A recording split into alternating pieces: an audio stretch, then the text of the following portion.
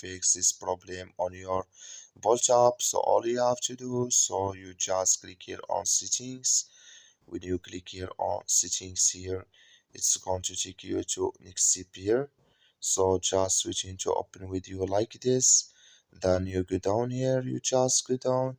Then you click here on apps. Come to apps list here, and here you're looking for Bolt app, or just click here on search.